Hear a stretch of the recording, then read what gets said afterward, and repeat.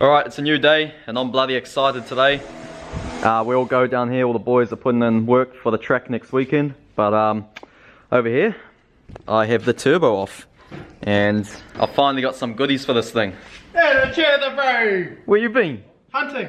Getting anything? My truck. Yeah, I got 5 pigs. Sure. What happened? We heard some shit went down. Oh, me truck's fucked, mate. Look at it. Why? She's in a bad state. Oh! What is going on? You got a different wheel on. Your rear window smashed. Holy shit! Look at this. Hold on.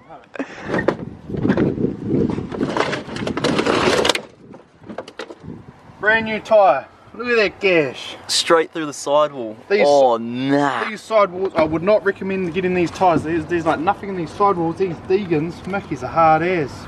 So how'd that smash? My quad bike went through it. Oh. On my way up there. Bad. That is bad. Holy shit. And brand new tyre down the drain. Alright, I'm going to give the camera the cuddle because I'm getting sick of holding it. Okay, so I finally got some goodies here. It's been a long time coming. I probably wanted to do this for like a year now. So we've got a new manifold and turbo. Massive shout out to Chad McKenzie for hooking me up with all these parts. So this here is a PRS manifold, Precision Race Systems.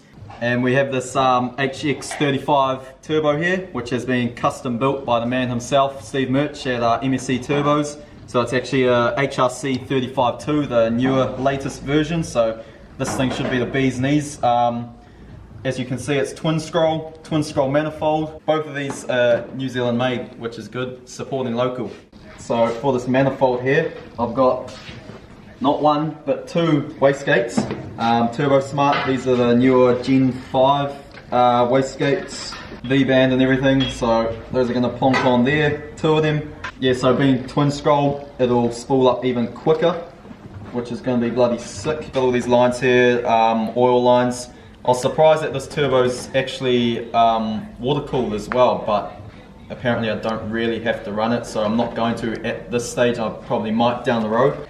Most of the HX whole set turbos that I've seen aren't actually water cooled, so this must be one of the newer ones. The welds on this manifold though, it's absolute weld porn. This thing is a work of art. So once again, massive thanks to Chad McKenzie for sorting all this stuff out to me, got me the gates and everything. Hit them up if you're actually in the need of some of these manifolds. It's going to be RB ones getting made. Chad's also got a 2JS15 build going on, so go check that out. So yeah, this is going to be pretty simple to install. Should just bolt straight on, be like a 10-minute install, and then the longest part is actually going to be fabricating everything, the downpipe and all the wastegates, even like the merge collector and everything. It's like perfectly smooth. You can't get much better than that. So I'm going to pop it on. Should just go straight on. Just going to use the factory gaskets there. They seem fine, and Toyota makes good stuff, so shouldn't have a problem there. Yep. And we'll see how much room we've got with all this. It's a bit dark, but something like that. Pretty damn good there. Let's quickly chuck a nut on and then I'll position the turbo on and see what we're working with. So yeah, this turbo here is the definition of value for money. I could have gone and spent double the price on a big branded turbo when this does exactly the same thing, if not better. It's a no-brainer. Like, why would you spend that much more for nothing? Just for the brand. Exactly. These are proven to work, and these whole sets are like, you can almost say bulletproof. They barely ever fail. Slip that on. And it'll be sitting something like that. Whew. She's rather large, but like the compressor itself isn't that big. It's just the compressor housing makes it look like a real big turbo. So obviously, I'm going to have to rotate this housing, and this here is actually V-band, but I think that's going to be a bit difficult, so rotate this, put a bit of an elbow there, and then run to the intercooler piping. The wastegates sit at the back here, so probably at this stage I'm just going to do them straight to the ground, but I was thinking down the track I'll have one out the bonnet and one to the ground, so you get double the sounds, you know. But I don't really want to cut into this factory bonnet. I'll probably get an aftermarket one or something. Yeah, usually these whole set turbos are like a 4-bolt flange on the back, and this one's actually V-band, which is cool. So I think it's 2.75 inch or something, and then I've got an adapter which goes to 3 inch, so I'll just go 3 inch all the way back. So then I just got to make up these 10 AN lines, put the fittings on the hose here. This is the drain, obviously. Bolt that to the block, and then bolt the other one to the bottom of the turbo, and then we've got the oil feed here. So this sits on top of the turbo here, but it's actually like, it's real small there. It's only like 1 mil or something. This isn't a ball bearing turbo, so it's going to need more oil, so I'm going to have to drill that out. And by the way, you don't need a ball bearing turbo for it to be good. This thing will spool up incredibly fast. At this stage I'm just going to run it on the stock ECU, surprisingly, for now, until I can afford all the tune and everything, because I'm obviously going to get injectors, aftermarket ECU and everything. So it should be fine. These JZs take the boost quite well. I've heard of quite a few people doing it, so I'll just do it up, put the boost up safely. I've got a new wideband sensor, so I'm going to plug all that in and just make sure the AFR is all sweet and we shouldn't have a problem. Some people are probably looking at this thing thinking it's going to be an absolute lag monster, but it's not, trust me. You're going to see, especially when I get it tuned. It's going to like hit like a train. That's one of those. Oh well, mahi's over. Everyone's on the rock. Get some treats. Cheers. Vorteke. No. Alright, so I'm just going to bolt up this manifold, and then that can pretty much stay on for good. Put the wastegates on, bolt the turbo on for the last time, make up the lines, and then I just need my fabricator to come along and sort us out. Intercooler piping should be fairly easy, and then I pretty much need to test it. Like, this is our last weekend before Carnival, so I've got 3 days to get this car done because we can't work in our cars in the weekdays. I've got to test it to make sure it's actually going to run alright. So I'm hoping tomorrow should be all fabbed up and operating. Right, I've been busy mucking around with this fucking thing, which is a bit of a mission, but then I was just having a look at the car over here. What the hell is going on here? Trying to get the boy. fans to work. The fan wasn't working, so what we're doing is just changing the temperature on the ECU just to make sure it comes on by itself, because we don't know if it's wired into the ECU or if it's on the switch or what, so we're just trying to figure it out before she cooks on track. Again. Right, let's fucking do this.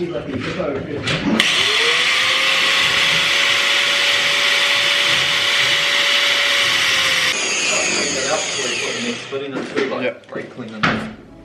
Oh, too short. No, it's not too short. Those gunkies go through my injuck. Where's the brake clean? There. To the brake. So what if that part wasn't in the country at all and Greg's Aussie? Then what was the country to do? No, exactly. The thing is that part was only available for America. Yeah, well, if you had to wait 3 weeks. Hose clip, fucking So it's going to leave it in the trick. middle of the road. Well, exactly. They would have had to have something out. Pull it up another machine or something. Or one they just fucking throw it. Yeah. We don't have fucking very good bush mechanics down south. Nope. Come to the east coast. Need to come to the east coast. Right, where's the other fitting? You don't even know what the fuck you're talking about, mate. Might have fucked this one up a bit, but yes, but I need a new disc on the grinder. On this one? No, they'll use that one. So use this one. Sweet. It's Hold on. like brand new. I'm not using the black fittings. Don't have any. Oh boy. Fucking just like that. Reamed it on. Oh fuck yeah. Fuck, I'm gonna start doing these for a job. Oof. On that deck. What the hell are you doing? Working. I've learned from the best in Japan. There's no room for you in there. Oh, there was. Working. Oh fuck. Breaking my back trying to lean over the guard, mate. This is the way to go. Oh fuck, I don't know. So it's a new day. I'm kind of at a standstill until I get someone to fabricate my downpipe and everything. But I've got everything on here. I've just roughly placed the wastegates there. got all the lines hooked up, new fitting on the block there, and it's got this fitting made up that got all done. I had to clock the turbo because the oil feed was on the bottom and vice versa for the drain, so just clocked it, and now it's pretty much ready to go. So I can't really do much, but what I'm thinking, I might actually put the turbo on and try start it up without any exhaust or anything, just to see if everything's alright and running. Otherwise I'm just going to be standing here twiddling my thumbs because I don't have much to do. If only I could TIG weld. So we're in a bit of a pickle at the moment, running out of time quickly too. Actually, another thing I'll show you is, this is the first time I've come across Turbo Smart wastegates. These things are so good. Like, to undo the spring, you use like a C-spanner here and unthread that instead of the bolts on top like other ones. And this bolt here, I actually thought it was damaged and bent. It's actually been designed like that, so when you put this on, it slides through easy. I know the other wastegates that I've experienced, it's so hard to get this bolt through and you end up having a hell of a time, so that is a bloody good idea. Oh!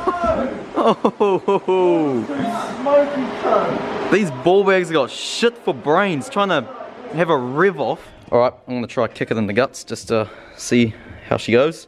So I've just pulled the line off, made sure it's getting oil, cranked it over with the crank angle sensor unplugged, so turbo should have oil in it now. Gonna try roughly plonk this on, and it's probably not gonna run very well, but we'll just see what happens. Oh! Oof.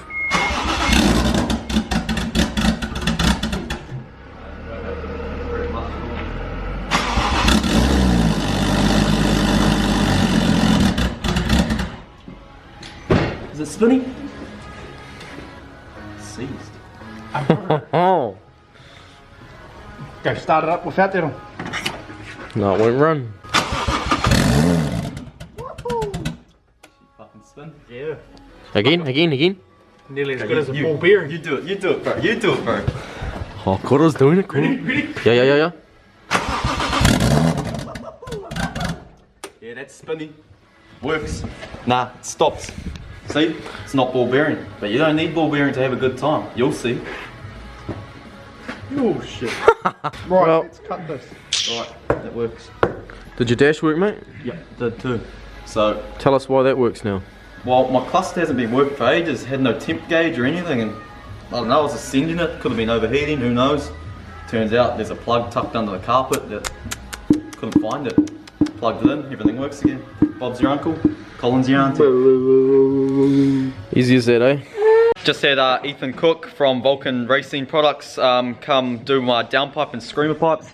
Done an absolutely mint job. You see the downpipe there, dime stack derrick. So we got the wideband port there, got a flexi down the bottom, and the screamer pipes are just going straight to the deck at the moment. I didn't really want to cut this bonnet, but once I get a fiberglass one, I'll probably go out the hood or something. So here's the two wastegates with the screamer pipes on. So now I've just got to turn the top hats of these so the ports are in the right position, and then I can put them back on. It's all coming along quite nicely. Also, he welded this elbow onto the turbo, so intercooler piping's all good to go. Just found a few spare parts, and then we're just going to have to use the stock airflow meter for now. It'll be sitting something like that. But yeah, she's all coming together. Only a few small things now. Koro's just wiring in the water temp gauge and the wideband, and then pretty much ready to go for a test. So the Turbo Smart wastegates there come with 14-pound springs in them.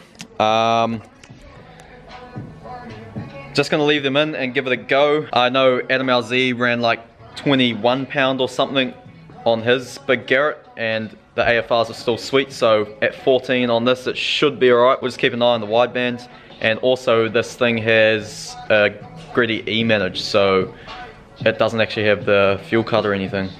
So all going well, it should run pretty decent. Obviously needs a tune, but I can't exactly afford that right now, and there's quite a bit more I need to do before I go get a tune. I know it's frowned upon putting big turbos on and not getting the tune. I'm definitely not for it, but in saying that, these JZs are pretty good at handling it. I know Trevor Motion Auto TV. He's been running stock ECU on his 2J. It's like 500 horsepower or something with a big Garrett turbo for like 3 or 4 years drifting and hasn't had a single problem, so it goes to show. If I get a bit more power than stock, for now I'll be more than happy. And see, got all the turbo lines here hooked up.